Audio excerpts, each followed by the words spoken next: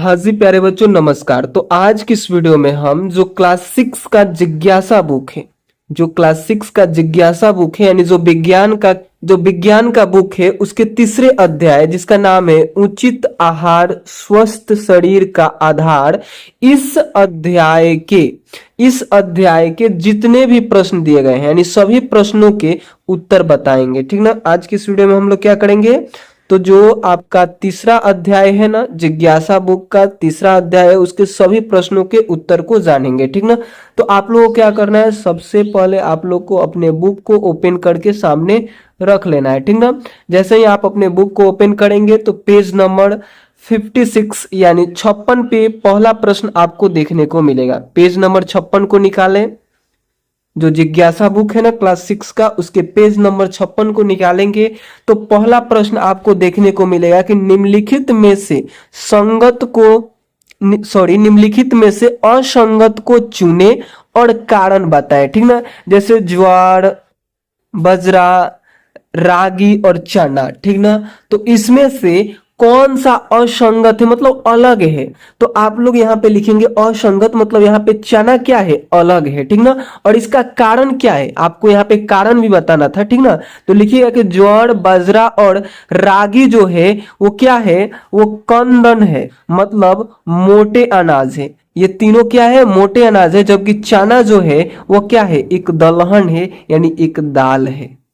ठीक ना। तो इस प्रकार से आप क्या करेंगे, इसका हल कर लेंगे, इसका आंसर लिख लेंगे। ठीक ना। बाकी चलिए, इसी का जो ख नंबर आपको दिख रहा होगा, अपने बुक में देखेंगे, आपको इसी का ख भी दिख रहा होगा। ख नंबर में क्या है, तो ख नंबर में आप देखेंगे कि यहाँ पे राजमा है, मूंग है, सोयाबीन है और चना है। तो इसमें से असंगत यानी इसमें से चारों में से अलग क्या है, तो अलग चावल है। और इसका कारण क्या है, तो लिखिएगा कि राजमा, मूंग और सोयाबीन क्या है, दलहन है, मतलब दाल है।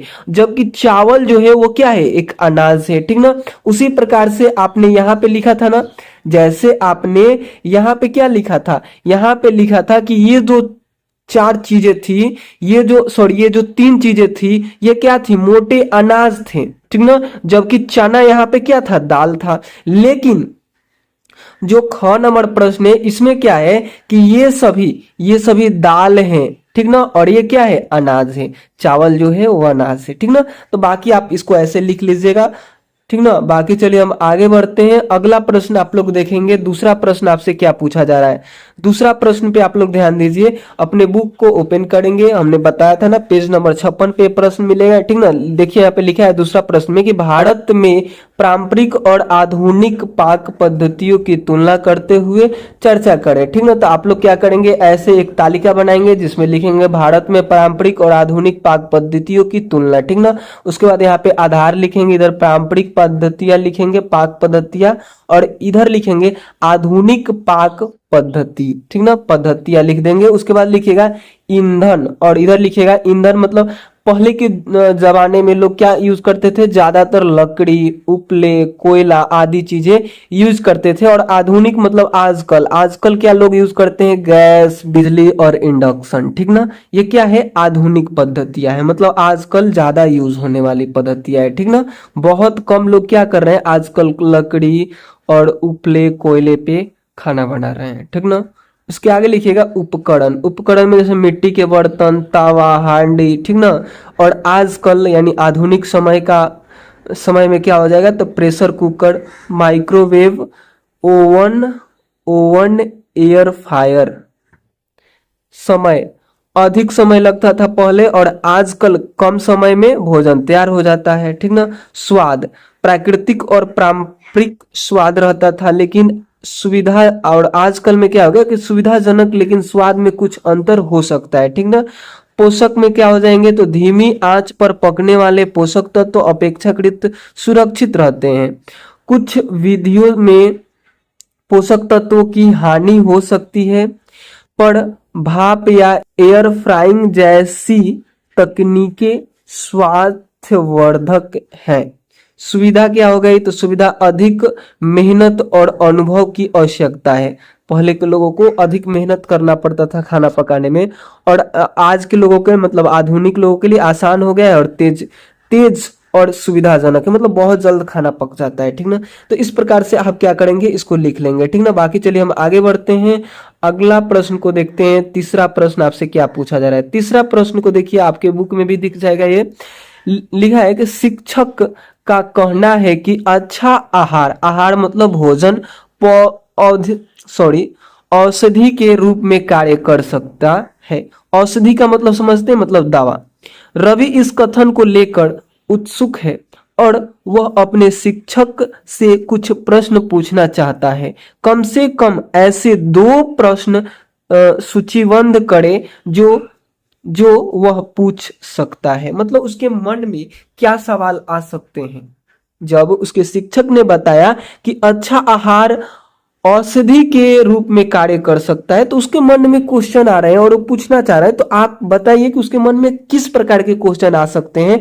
तो आप लोग इसके आंसर में लिखिएगा। इसके आंसर में क्या लिखिएगा, तो लिखिएगा, इसके आंसर में आप लोग लिख लीजिएगा कि रवि अपने शिक्षक से ये 2 प्रश्न पूछ सकता है, ठीक ना। और उसके बाद 2 प्रश्न लिख दीजिएगा, एक यहाँ पे, दूसरा यहाँ पे दिख रहा है, ठीक ना। लिखिएगा कि अच्छा आहार किस प्रकार औषधि की तरह हमारे शरीर को स्वस्थ रखता है, ठीक ना। ये प्रश्न पूछ सकता है अपने शिक्षक से। और एक और प्रश्न पूछ सकता है कि कौन कौन से खाद्य पदार्थ बीमारियों से बचाने में औषधि की तरह कार्य करते हैं। कौन सा खाद्य पदार्थ किस बीमारी से बचाने में औषधि की तरह कार्य करते हैं, मतलब ये कहने का मतलब ये हुआ, ठीक ना।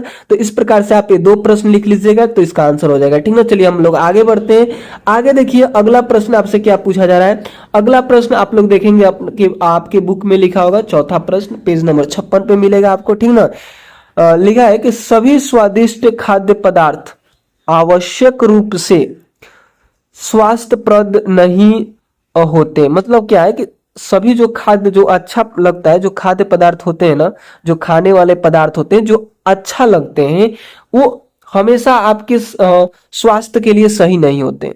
और सभी पौष्टिक खाद्य पदार्थ सदैव आनंददायक नहीं होते हैं। कुछ उदाहरणों के साथ अपने विचार को साझा कीजिए। मतलब देखिए, यहाँ पे प्रश्न में लिखा है कि जो अच्छा भोजन होता है ना, वो क्या होता है कि हमारे स्वास्थ्य के लिए उतना अच्छा नहीं होता है। लेकिन जो खराब भोजन होता है, जो खाने में हमको अच्छा नहीं लगता, जैसे करेला, तो करेला खाने में अच्छा नहीं लगता है, लेकिन वो हमारे स्वास्थ्य के लिए अच्छा होता है, ठीक ना। तो इसके बारे में आपको कुछ उदाहरण देकर इसके बारे में चर्चा करना है। तो यहाँ पे देखिए, हमने लिख कर लाया है, आप लोग इसको लिख लीजिएगा, ठीक ना। देखिए क्या लिखिएगा कि सभी स्वादिष्ट खाद्य पदार्थ स्वास्थ्यप्रद नहीं होते। जैसे पिज्जा, बर्गर, चिप्स और मिठाइयाँ स्वादिष्ट तो होती हैं, लेकिन इन्हें अधिक खाने से स्वास्थ्य पर बुरा प्रभाव पड़ सकता है, ठीक ना। दूसरी ओर आप देखेंगे भिंडी भी बहुत लोगों को अच्छा नहीं लगता है। पालक, करेला, दाल, दूध और फल पौष्टिक होते हैं, मतलब इसको खाने से आपका सेहत अच्छा रहता है, लेकिन कुछ लोगों को उनका स्वाद उतना अच्छा नहीं लगता। बहुत से लोग तो करेला खाते भी नहीं। इसलिए हमें केवल स्वाद नहीं, बल्कि पौष्टिक और संतुलित आहार का भी ध्यान रखना चाहिए, ठीक ना। आप लोग क्या करेंगे, इन सभी को लिख लेंगे, ठीक ना। बाकी चलिए हम लोग क्या करते हैं, अगले प्रश्न की तरफ चलते हैं। अगला प्रश्न देखिए आपसे क्या पूछा जा रहा है। 5वें प्रश्न में देखिए आपसे पूछा जा रहा है कि मेदू सब्जियां नहीं खाता, लेकिन बिस्कुट, नूडल्स और डबल रोटी यानी सफेद ब्रेड का आनंद लेता है। जो मेदू है ना, वो क्या करता है, सब्जी बहुत कम खाता है, नहीं खाता है, ठीक ना। और बिस्कुट, ये सब बाहर के चीज बहुत खाता है। उसे अक्सर पेट में दर्द और कब्ज की शिकायत रहती है। इन समस्याओं से छुटकारा पाने के लिए उसे अपने आहार में क्या बदलाव करना चाहिए। अपने उत्तर को विस्तार में समझाइए। आपको क्या करना है कि इसका उत्तर देना है और विस्तार में समझाना है कि उसे किस चीज का यूज करना चाहिए, वो क्या खाएगा तो उसका स्वास्थ्य सही रहेगा, ठीक ना। तो सबसे पहले तो बाहर का कम खाए, और जो घर का खाना होता है, जो हरी सब्जियां होती है, वो सब खाएगा तो सही हो जाएगा, ठीक ना। तो आप लोग आंसर में क्या लिखेगा, मेदू को बिस्कुट, नूडल्स और सफेद ब्रेड कम खानी चाहिए, ठीक ना। और उसे अपने भोजन में हरी सब्जियां, फल, दाल, गेहूं, जौ, मक्का और बाजरा जैसे अनाज तथा पर्याप्त पानी शामिल करना चाहिए, ठीक ना। ये भोजन पाचन में मदद करते हैं और कब्ज की समस्या को कम करते हैं। पौष्टिक और संतुलित आहार लेने से पेट दर्द की शिकायत भी कम हो सकती है और उसका स्वास्थ्य भी अच्छा रहेगा, ठीक ना। तो इस प्रकार से इसका आंसर आप लोग कर दीजिएगा, ठीक ना। स्क्रीनशॉट लेना चाहते हैं तो आप बिल्कुल ले सकते हैं। चलिए हम अगले प्रश्न की तरफ बढ़ते हैं, ठीक ना। अगला प्रश्न देखिए आपसे क्या पूछा जा रहा है छठा प्रश्न में, ठीक ना। छठा प्रश्न को ध्यान से पढ़िए और समझिए, उसके बाद इसका आंसर हम लोग करेंगे, ठीक ना। रेशमा एक लड़की है, तो रेशमा को कम रोशनी में देखने में कठिनाइयां हो रही थी। उसे मतलब थोड़ा सा अंधेरा होता था तो उसे कम दिखाई देता था, ठीक ना। तो चिकित्सक ने उसकी दृष्टि का परीक्षण किया और एक विशेष विटामिन पूरक सप्लीमेंट लेने की सलाह दी। डॉक्टर ने उसका इलाज किए तो पता चला, डॉक्टर ने उसका इलाज किया, यानी चिकित्सक ने क्या किया, उसकी दृष्टि का परीक्षण किया, मतलब जांच किया, और उसने क्या बोला कि विशेष विटामिन का सप्लीमेंट लेने के लिए बोला, ठीक ना। उन्होंने उसे अपने आहार में कुछ खाद्य पदार्थ को शामिल करने की भी सलाह दी, ठीक ना। तो देखिए अब प्रश्न आपसे यहाँ पे पूछा जा रहा है कि वह जो रेशमा है वह किस अभावजन्य रोग से पीड़ित है, मतलब वो रोग का क्या नाम है, ठीक ना। और दूसरा प्रश्न आपसे पूछा जा रहा है कि उसके आहार में किस खाद्य घटक की कमी हो सकती है, ठीक ना। और देखिए तीसरा प्रश्न भी आपसे यहाँ पे पूछा जा रहा है, ख हो गया ना। तो ग में देखिए आपसे क्या पूछा जा रहा है, ग में आपसे पूछा जा रहा है कि कुछ खाद्य पदार्थ की नहीं चार, मतलब कम से कम 4 को आपको क्या करना है, बताना है, का सुझाव दें जिन्हें इस समस्या को दूर करने के लिए उसे अपने आहार में सम्मिलित करना चाहिए, ठीक ना। तो देखिए इसके आंसर में सबसे पहले आपसे पूछा जा रहा है कि उस रोग का क्या नाम है। तो उस रोग का नाम है, वह रतौंधी नामक अभावजन्य रोग से पीड़ित है। क का आंसर हुआ, ठीक ना। ख में आपसे पूछा गया था, ख में आपसे क्या पूछा गया था, अपने बुक में जल्दी देखेंगे, ठीक ना। उसके आहार में किस खाद्य घटक की कमी हो सकती है, यह पूछा गया था। तो लिखिएगा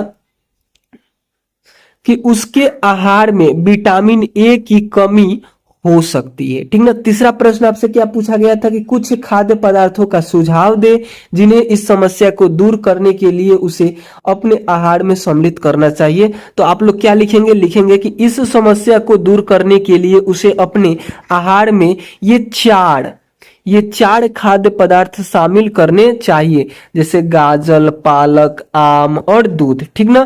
तो इस प्रकार से इसका आंसर आप लोग बिल्कुल कर लीजिएगा ना, इसका आंसर बिल्कुल कर लीजिएगा। तो इसका स्क्रीनशॉट ले लीजिए। चलिए हम आगे बढ़ते हैं।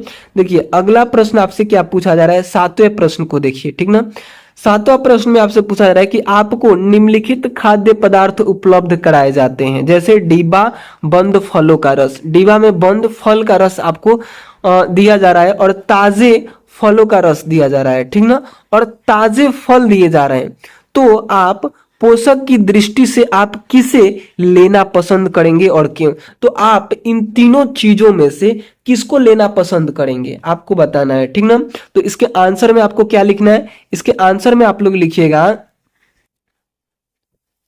कि मैं ताजे फल लेना पसंद करूंगा। अगर आप लड़की हैं तो लिखेंगे करूंगी, ठीक ना। अगर लड़का है तो करूंगा, ठीक ना। तो मैं ताजे फल लेना पसंद करूंगा या फिर करूंगी, क्योंकि इसमें विटामिन, खनिज लवण और रेशा अधिक मात्रा में होते हैं तथा इनमें अतिरिक्त चीनी या संरक्षक नहीं होते। देखिए जो पैकिंग वाला चीज होता है ना, जैसे यहाँ पे पैकिंग वाला की भी बात हुई है, ठीक ना। देखेंगे यहाँ पे डिब्बा में पैक फलों का रस में क्या होता है कि संरक्षक उसमें मिलाया जाता है, कुछ ऐसे रसायन मिलाए जाते हैं जो क्या करे कि उसको बहुत दिन तक सुरक्षित रखें, ठीक ना। तो वही बात यहाँ पे लिखा गया है कि अगर आप ताजे फल खाते हैं तो उसको वहां पे संरक्षक आपको नहीं मिलेंगे, मतलब उसमें कुछ मिलावट नहीं होगा। लेकिन अगर आप डिब्बा में पैक रस पिएंगे फलों का, तो उसमें कुछ ना कुछ केमिकल मिलाया जाता है, जिससे क्या हो कि वो बहुत दिनों तक आराम से सुरक्षित रहे, ठीक ना। तो इस प्रकार से आप क्या करेंगे, ताजे फल लेना पसंद करेंगे, जिसमें क्या होता है कि बहुत सारे पौष्टिक तत्व होते हैं, ठीक ना। तो उसके आगे आप लोग लिख लीजिएगा कि इसीलिए पोषक की दृष्टि से ताजे फल सबसे अच्छे होते हैं, ठीक ना। तो आप यहां से लेकर यहां तक इसके आंसर में लिख लेंगे, ठीक ना। बाकी चलिए हम आगे बढ़ते हैं, 7वें के बाद 8वें प्रश्न की तरफ चलते हैं। देखिए 8वां प्रश्न में आपसे क्या पूछा जा रहा है कि गौरव के पैर की हड्डी टूट गई, उसके चिकित्सक यानी डॉक्टर ने हड्डियों को सीधा यानी संरेखित किया और प्लास्टर लगा दिया, ठीक ना। चिकित्सक ने उसे कैल्शियम की गोली भी दी। जब वह दूसरी बार दिखाने गया तब चिकित्सक ने उसे कैल्शियम की गोली के साथ विटामिन डी युक्त सिरप भी पीने के लिए दिया। चित्र 3.5 का संदर्भ ले और अग्रलिखित प्रश्नों के उत्तर दें, ठीक ना। देखिए आगे कुछ प्रश्न दिए गए हैं, अब आपको उत्तर भी बताना है, ठीक ना। तो देखिए पहला प्रश्न क्या दिया गया है, ये 8वां का ही प्रश्न है, ठीक ना। ये आपको पेज नंबर 57 पे मिल जाएगा, एक क नंबर प्रश्न, ठीक ना। देखिए क नंबर में फिर आपसे क्या पूछा जा रहा है कि चिकित्सक ने गौरव को कैल्शियम की गोली क्यों दी। अब आपको यहाँ पे बताना है कि गौरव को चिकित्सक ने कैल्शियम की गोली क्यों दी। दूसरा प्रश्न में आपसे पूछा जा रहा है, दूसरा में क्या पूछा जा रहा है कि दूसरी बार देखने पर चिकित्सक ने उसे कैल्शियम की गोली के साथ विटामिन डी सिरप भी क्यों दिया, ये भी आपको बताना है। ग नंबर प्रश्न में आपसे पूछा जा रहा है कि चिकित्सक द्वारा दी जाने वाली दवाओं के चयन के बारे में आपके मन में क्या सवाल उठता है, ठीक ना। तो चलिए इन तीनों प्रश्नों का उत्तर हम आपको लिखवा देते हैं, फटाफट आप लोग लिख लेंगे, ठीक ना। देखिए पहला प्रश्न के आंसर में आप लोग क्या लिखेंगे, पहला प्रश्न के आप लोग आंसर में लिखिएगा कि कैल्शियम, पहला प्रश्न पूछा क्या गया था, आप अपने बुक में देखेंगे, बुक में आपको लिखा होगा कि चिकित्सक ने गौरव को कैल्शियम की गोली क्यों दी। तो लिखिएगा कैल्शियम हड्डियों को मजबूत बनाता है और टूटी हुई हड्डी को जल्दी जुड़ने में मदद करता है, इसीलिए चिकित्सक ने कैल्शियम की गोली दी, ठीक ना। तो इस प्रकार से आप क का आंसर कर देंगे, ठीक ना। बाकी चलिए आपसे यहाँ पे ख में क्या पूछा जा रहा है, यहाँ पे ध्यान दीजिए। ख प्रश्न को पढ़िए, ख में लिखा है कि दूसरी बार देखने पर चिकित्सक ने उसे कैल्शियम की गोली के साथ विटामिन डी सिरप भी क्यों दिया। तो आंसर में क्या लिखेंगे, विटामिन डी शरीर को कैल्शियम को अच्छी तरह अवशोषित में मदद करता है, मतलब सोखने में मदद करता है। जो विटामिन डी है ना, वो शरीर को कैल्शियम को अच्छी तरह अवशोषित यानी सोखने में मदद करता है, इससे हड्डियां जल्दी और मजबूत तरीके से जुड़ती है, ठीक ना। तो इस प्रकार से आप ख का आंसर कर देंगे।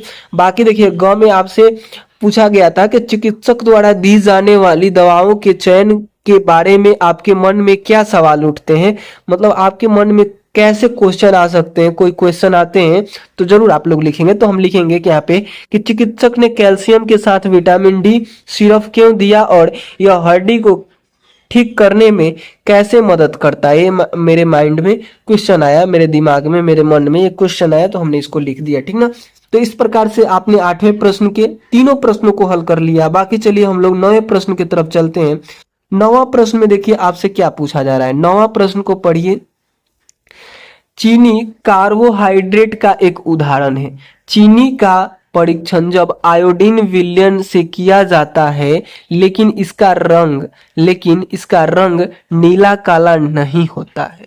इसका स्वाभाविक कारण क्या हो सकता है, ठीक ना। तो इसके आंसर में लिखिएगा चीनी कार्बोहाइड्रेट का एक उदाहरण है, लेकिन यह स्टार्च नहीं होती। आयोडीन विलयन केवल स्टार्च की उपस्थिति में ही उसके साथ अभिक्रिया करके नीला काला रंग बनता है।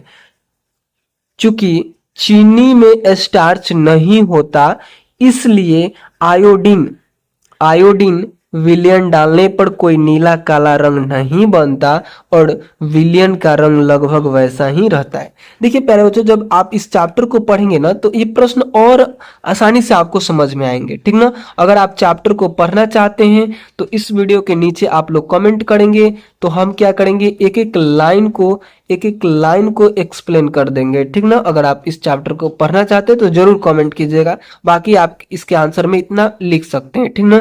चलिए आगे बढ़ते हैं, 9वां के बाद 10वें प्रश्न पे चलते हैं, ठीक ना। 10वां प्रश्न को देखिए, आपके अपने बुक में भी आप देख सकते हैं या फिर यहाँ पे आपके स्क्रीन पे दिख रहा है, ठीक ना। क्या प्रश्न है, आप रमन के इस कथन के बारे में क्या सोचते हैं। चलिए पहले रमन के कथन को पढ़ते हैं, रमन कहना क्या चाहता है। रमन कहता है कि सभी मंड यानी स्टार्च कार्बोहाइड्रेट हैं, लेकिन सभी कार्बोहाइड्रेट मंड नहीं है। अपने उत्तर की जांच करने के लिए किसी क्रियाकलाप की योजना का वर्णन करें, ठीक ना। तो इसके उत्तर में आप लोग क्या लिखिएगा रमन का कथन सही है, क्योंकि मंड यानी स्टार्च कार्बोहाइड्रेट का एक प्रकार है, लेकिन सभी कार्बोहाइड्रेट स्टार्च नहीं होते। जैसे चीनी में कार्बोहाइड्रेट है पर उसमें स्टार्च नहीं है, ठीक ना। जैसे कि आपने जस्ट 9वें नंबर प्रश्न में इसको समझा, ठीक ना। चीनी में क्या होता है, चीनी एक कार्बोहाइड्रेट है लेकिन इसमें क्या होता है, स्टार्च नहीं होता है, ठीक ना। बाकी इसके आगे अब यहाँ पे क्या है ना कि आपको एक क्रियाकलाप के द्वारा क्या करना था, इसको क्रियाकलाप परियोजना का वर्णन भी करना है, ठीक ना। तो उसको हम कर देते हैं। चलिए आगे बढ़ते हैं, आगे उसको हमने लिख कर लाया है, ठीक ना। यहाँ पे लिखिएगा, आप क्या लिखिएगा कि क्रियाकलाप की योजना, ठीक ना। क्रियाकलाप की योजना लिखिएगा कि पहले हम लोग क्या करेंगे कि एक टोकरी में उबला आलू और दूसरी टोकरी में चीनी ले। दूसरा काम आप क्या करेंगे कि दोनों पर आयोडीन विलयन की कुछ बूंदे डालेंगे, ठीक ना। आलू पे भी और चीनी पे भी, ठीक ना। आप देखेंगे कि आलू का रंग नीला काला हो जाता है, जबकि चीनी का रंग नहीं होता है, चीनी का रंग सेम वैसे ही रह जाता है। तो इससे क्या निष्कर्ष मिलता है, इससे निष्कर्ष निकलता है, इससे आपको निष्कर्ष निकलता है। क्या निष्कर्ष निकलता है, तो निष्कर्ष से ये निकलता है कि आलू में मंड यानी स्टार्च होता है, जबकि चीनी में स्टार्च नहीं होता। फिर भी दोनों कार्बोहाइड्रेट है, इसीलिए रमन का कथन सही है, ठीक ना। तो इस प्रकार से आपने क्या किया, 10वें प्रश्न को हल कर लिया, 10वें प्रश्न का आंसर लिख लिया। चलिए अब हम लोग आगे बढ़ जाएं, आगे बढ़ते हैं। देखिए आपसे अगला प्रश्न पूछा जा रहा है, अगला कौन सा प्रश्न पूछा जा रहा है, तो 11वां प्रश्न पूछा जा रहा है। 11वां प्रश्न को पढ़िए। 11वां प्रश्न में लिखा गया है कि प्रयोगशाला में आयोडीन का प्रयोग करते समय आयोडीन की कुछ बूंदे मिट्टी के मोजे पर तथा उसकी शिक्षिका की साड़ी पर गिरी। साड़ी पर आयोडीन की बूंदें नीली काली हो गई, जबकि मोजे पर आयोडीन का रंग नहीं बदला। इसका संभावित कारण क्या हो सकता है, ठीक ना। मिष्टी क्या है, एक लड़की है और एक शिक्षिका है, ठीक ना। वो दोनों क्या करते हैं, प्रयोगशाला में आयोडीन का प्रयोग करते समय क्या होता है ना कि आयोडीन की कुछ बूंदे क्या होती है कि मिट्टी के मोजे, जो जूता के साथ पहना जाता है मोजे, वहां पे गिर जाता है और शिक्षिका के साड़ी पे गिर जाता है, ठीक ना।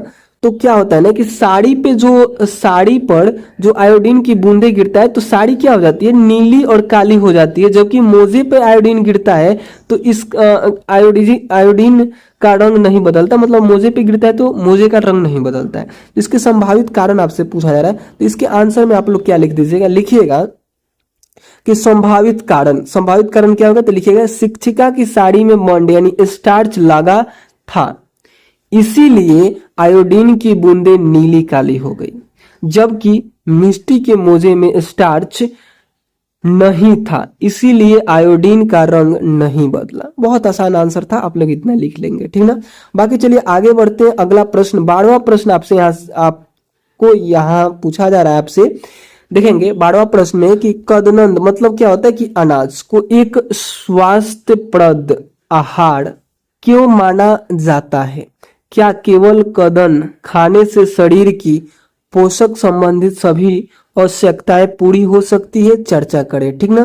तो आप लोग यहाँ पे लिखेंगे, यहाँ पे क्या लिखेंगे कि कदन स्वास्थ्यप्रद है क्योंकि इसमें कई आवश्यक पोषक तत्व होते हैं, लेकिन केवल कदन खाने से सभी पोषक तत्व नहीं मिलते, इसीलिए संतुलित आहार लेना चाहिए। ठीक ना, तो इसका आंसर आप लोग कर दीजिएगा। बहुत आसान था 12वां प्रश्न। ठीक ना, चलिए हम लोग आगे बढ़ते हैं और लास्ट प्रश्न की तरफ चलते हैं। और लास्ट प्रश्न हमारा कौन सा है? और देखिए हाँ, एक आप लोग चाहे तो यहां से लेकर यहां तक 12वां का आंसर में लिख सकते हैं, या फिर थोड़ा सा और लॉन्ग लिखना चाहे तो आप यहाँ पे लिख सकते हैं।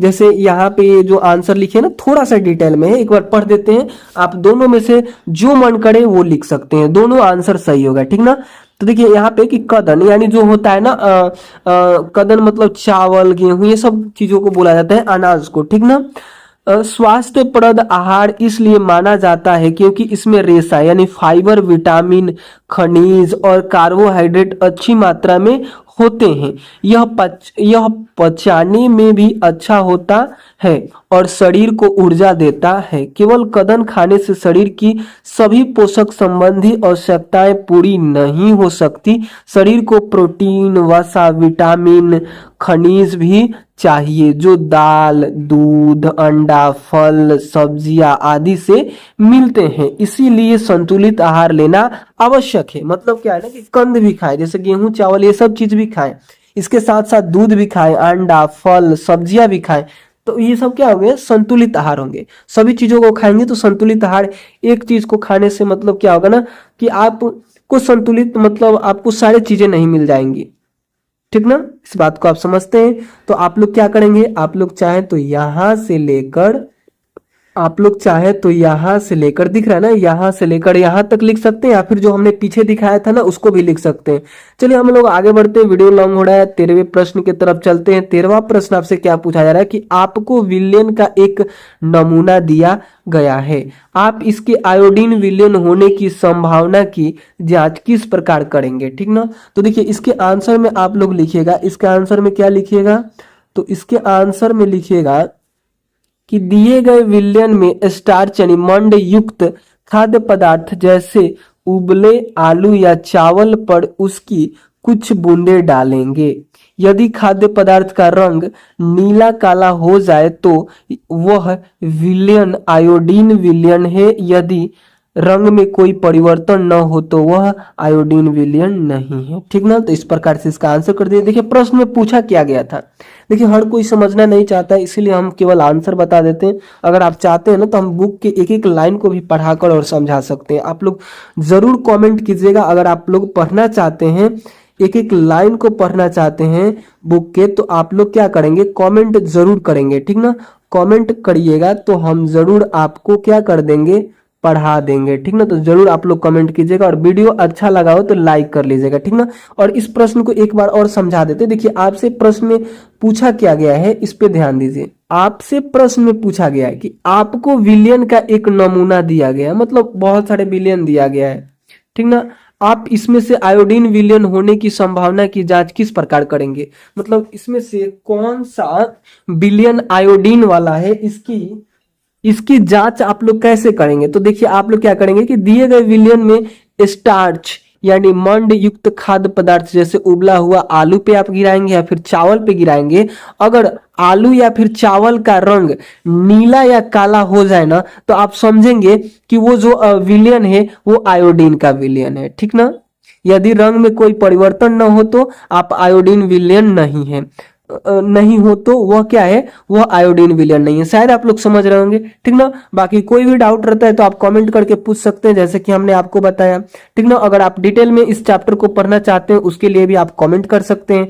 वीडियो अच्छा लगा हो तो प्लीज लाइक करके जाएंगे। एक वीडियो को क्रिएट करने में बहुत मेहनत लगता है प्यारे बच्चों, तो जरूर आप लोग लाइक कर देंगे, जो कि फ्री में होता है, आपको उसके लिए पैसा भी नहीं देना है।